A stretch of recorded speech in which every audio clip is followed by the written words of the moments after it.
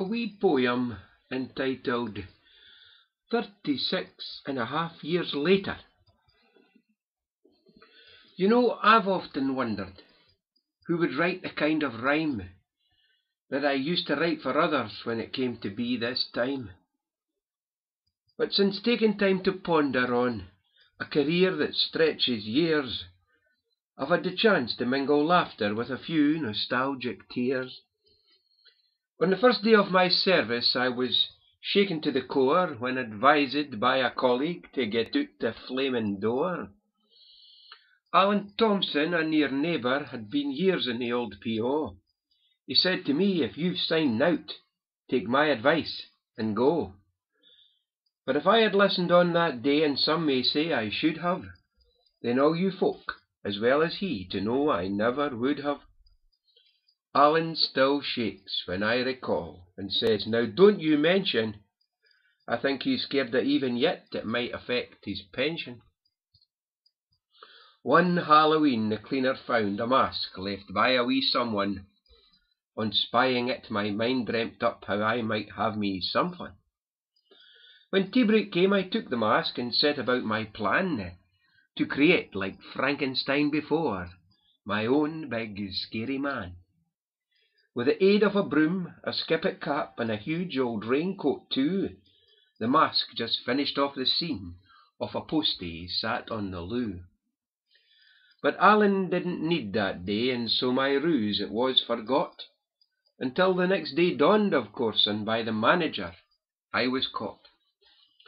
It seems a wee old postwife turned up the back o' three, and ere standing at her sorting frame, ran upstairs for a pee.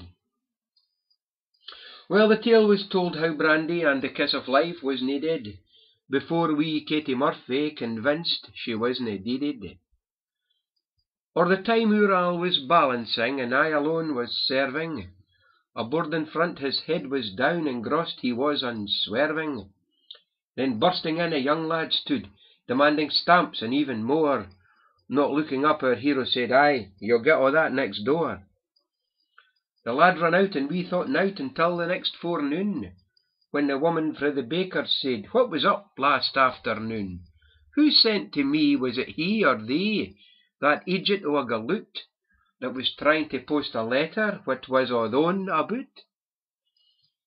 I served 3 months in Bathgate, aye, writing duties at last. 5-day week, every Saturday off, those 3 months went too fast. But while I was there I used to like a dip at the local baths, and a few of us would spend our lunch at the pool just having some laughs. Once Maggie Speedy switched my trunks with something designed for a female, and with no other option I pulled them on. Well, the difference is in the detail. The bikini bottoms that Maggie left when she had made the change were canary yellow with a polka dot in black, quite a fetching range. So as 3 months passed, another move, this time 'twas Edinburgh calling, and I was heading for Westport House, headquarters, on this trawling. I'd just been there a couple of weeks when I first met Tony Snedden. He'd just returned from annual leave from Mallorca, he'd been heading. And so short o' cash our Tony set to replenish empty coffers. He was trying to hawk double tickets and had opened up to offers. I still recall the look upon poor Tony's beetroot face when I revealed 2 lovely cards, both spades, the jack and ace. John Hare laughed and he cried out, pay up, you phony," as I then innocently asked, "So what do I win then, Tony?"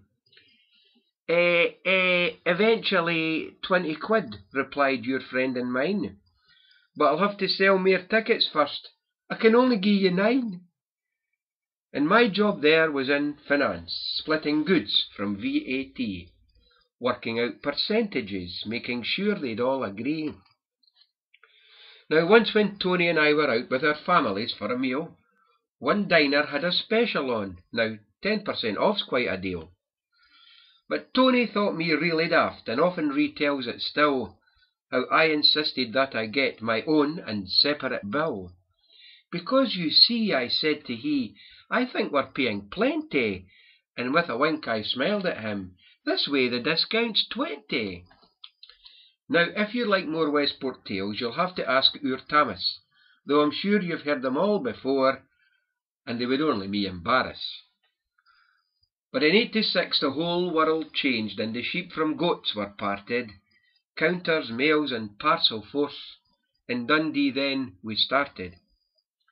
Promotion never came my way, could I have been kept back by a successful picket at Kersnoot. It's a wonder it wasna the sack. For 36 years I've served the counter, admin, and rems, and in that time I've certainly got some memories, some gems. So I think that I will need to start writing them down in a book, but if I do, now just make sure that the bosses don't get a look. So now at last my tale must close, the end it's drawing near, but thank you all for everything, and for giving this your ear. My friends and colleagues, the good times shared, our friendship undiminished. Tonight the portfolio must be closed, but the verse remains unfinished.